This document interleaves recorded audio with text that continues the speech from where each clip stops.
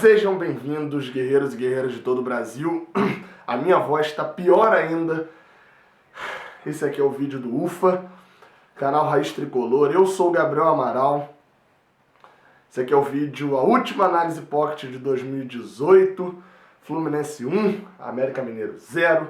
Nós não só voltamos a marcar gols, né? Na verdade nós não só voltamos a vencer, como nós voltamos a marcar gols depois de muito tempo. Marcar gols não é uma sequência de palavras muito boa. Mas enfim, estamos salvos do rebaixamento. E é o meu último tweet, né, antes de gravar essa análise. Ufa, não deveria ter sido assim.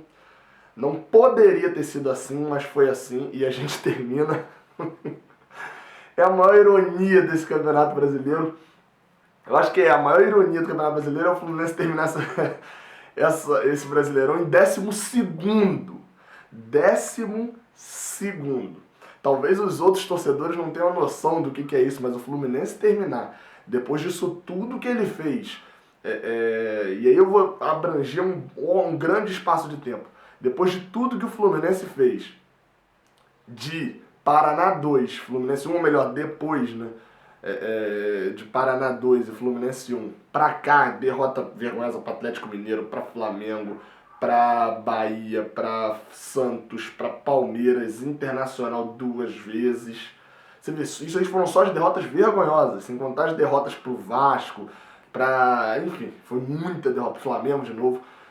E a gente está salvo do rebaixamento em 12º lugar. Não só estamos na Sul-Americana, como caso o Atlético Paranaense não seja campeão, né, da competição. A gente é o segundo clube, o Corinthians ainda ficou atrás da gente, nem importava. Eu no meu cálculo que eu fazia, eu não colocava o Corinthians na conta, eu tinha esquecido já do Corinthians. Pra mim a briga do Fluminense era só com o Ceará, tanto que eu tava pensando, putz, eu cheguei a pensar, né, ou o Fluminense vai pra Sul-Americana, ou o Ceará ou o Vasco é rebaixado, porque não tinha como o Ceará ganhar e o Fluminense ganhar também, enfim, mas eu não lembrava do Corinthians. Se o Ceará fizesse um gol no Vasco agora no final, não só o Vasco era rebaixado, como o Corinthians é quem saía da vaga na Sul. Mas enfim, isso aí eu tô falando já do final, deixa eu voltar lá do início. Eu preciso aqui falar um ponto e reconhecer realmente. Muita gente comentou e eu vou dar uma breve fala aqui pra você entender, você que tá assistindo o vídeo. Se eu ver um comentário já que fala alguma coisa relacionada ao que eu vou falar aqui e eu perceber que a pessoa não tá nem aí, nem prestou atenção, eu vou ignorar, porque eu vou responder a galera que assiste mesmo os vídeos do canal. Vou parar também de ficar me preocupando e respondendo com a galera que não tá nem aí, só abre para ler o título e já comenta o que quiser. Tem uma diferença muito grande entre opinião e análise. Opinião e análise. A minha análise mais fria, que eu faço aqui, e alguns gostam, alguns não gostam. Ah, você não é tricolor, você não é isso. E a minha opinião, aonde eu deixo tudo me influenciar, tanto a parte da análise, quanto a parte do coração do torcedor, tanto o feeling de gente que gosta de futebol há mais de 20 anos. Então, são duas coisas diferentes. Quando eu falo que o Fluminense não vai cair lá, depois do jogo contra o Ceará, acho que eu falei isso, não sei exatamente, foi a primeira vez que eu fiz esse cálculo, eu falei que a sequência era muito difícil. A minha análise foi essa, a análise foi, a sequência para o Fluminense cair tem que ser muito maluca, algumas vitórias ali meio que improváveis, tudo tinha que acontecer de ruim para o Fluminense cair, inclusive com o próprio Fluminense. Essa foi a análise. A minha opinião era, diante disso tudo, eu acho que não cai. Foi acontecendo tudo de ruim pro Fluminense durante o tempo, e mesmo depois do jogo contra o Inter, eu continuava achando realmente que não ia cair. E aí tô sendo sincero, Zé. Tanto que eu publiquei um vídeo chamado "O Fluminense não vai cair, mas merece". E continuo com essa afirmação, o Fluminense não caiu, mas merecia cair pelo futebol que jogou nesse Brasileirão. 12º lugar é uma posição surreal. Mas eu devo admitir, o motivo para eu falar, domingo passado, ou segunda já no caso, que o Fluminense não ia cair, a análise era o seguinte: existem 3 resultados que precisam acontecer, e no apito inicial 2 deles não estão acontecendo, que era a derrota do Fluminense, a vitória da Chapecoense e a derrota e o empate do Vasco. Só o empate do Vasco estava no início do jogo. Então essa era a minha análise. São 3 resultados e dificilmente eu apostava num São Paulo empolgado, e estava empolgado, mas não tinha futebol nenhum. e apostava no Ceará empolgado, que realmente aconteceu no primeiro tempo. No segundo tempo, eu vi o jogo do Ceará, né, obviamente com muito menos atenção, estava focado no Fluminense, mas eu botei na tela do notebook para ir ali passando, e várias vezes eu olhava e o Ceará estava tocando bola no ataque, tentando fazer o gol, teve alguns lances perigosos. No segundo tempo, pela análise que eu vi de quem assistiu o jogo mesmo, não teve nada. O Ceará realmente não almejou muita coisa, não.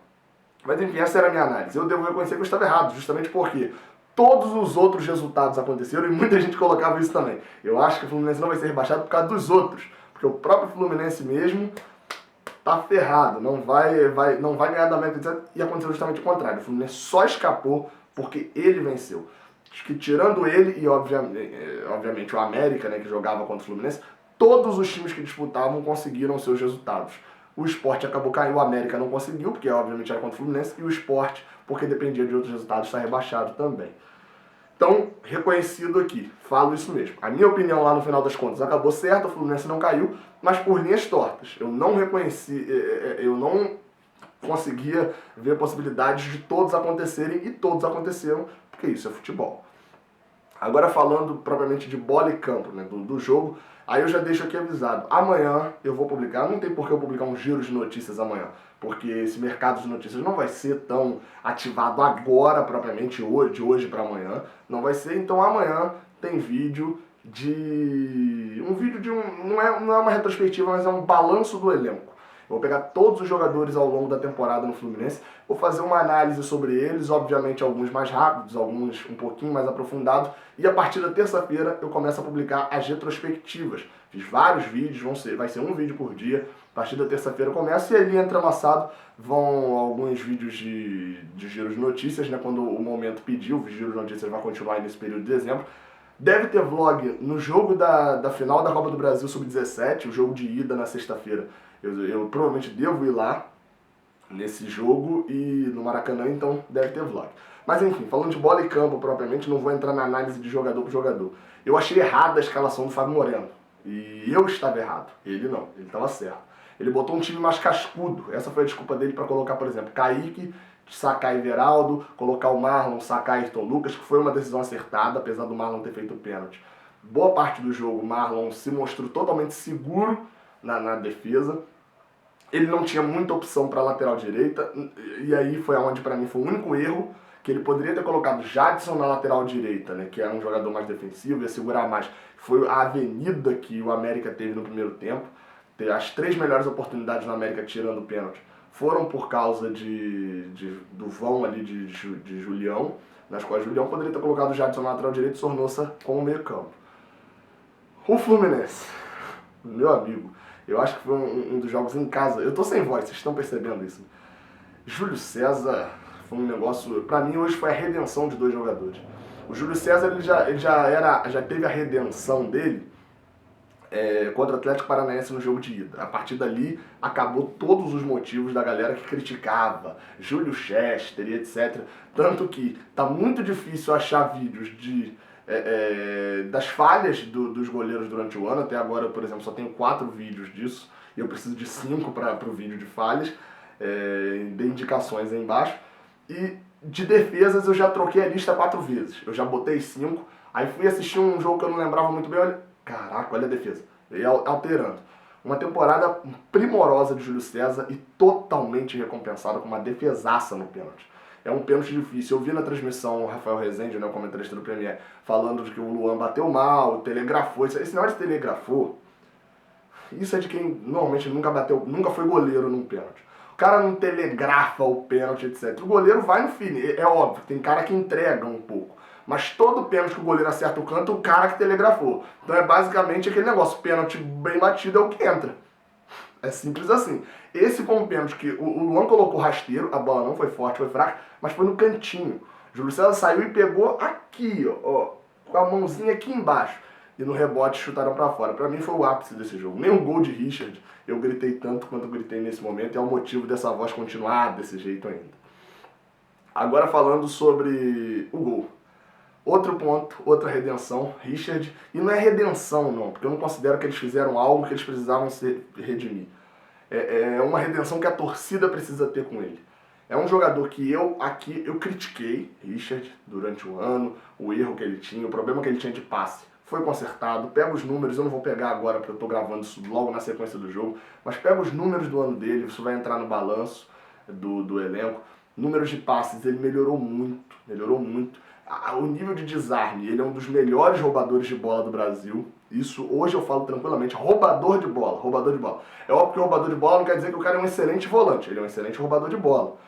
É sensacional e a gente, talvez, aí tá bem adiantado as negociações pelo que eu vi, deve ser vendido pro Corinthians e é uma pena. Para mim, dos jogadores que tem nessa temporada, uma das piores vendas do Fluminense vai ser essa de Richard pro Corinthians, principalmente se eles envolverem jogadores, porque a gente já viu o que aconteceu com o Júnior Dutra. Graças a Deus, isso é uma boa, hein? Fábio Moreno, meus parabéns, Júnior Dutra não entrou em campo.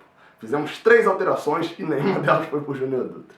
Eu devo aqui deixar os meus parabéns também dentro de campo hoje para Gum, liderança aí, meu amigo. Eu não sei se eu vou botar no card, mas enfim, pesquisa aí. Você tá no YouTube, pesquisa aí. Ídolos Raiz Tricolor, ou Ídolos do Fluminense Raiz Tricolor.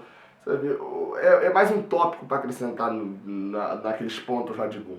A galera critica, mas bola, mas não sei o que, etc. Mas tudo bem, mas se não tivesse um Gum, ia estar falando. A torcida do Fluminense não tem um cara marcado, não tem... Enfim, é falação. O cara é ídolo do Fluminense. Mas é um grande zagueiro, tem falhas, etc.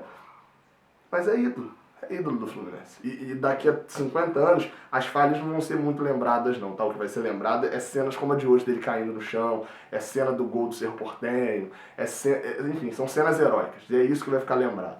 Não seja você um cara que não vai valorizar o seu tempo. Enfim, tô falando demais aqui já. É a análise do UFA. Fluminense ganhou a América. No final das contas, todos os resultados que não podiam acontecer, aconteceram. Mas o mais importante foi do Fluminense. No segundo tempo, faltou um contra-ataque, só para terminar a análise, né? Faltou um contra-ataque melhor puxado. O Fluminense não chegou a sofrer muita pressão porque tinha vantagem de 2 gols. Então, alguns lances igual esse no final dos acréscimos, né? Que por sinal, muito certo o árbitro de ter dado 8 minutos.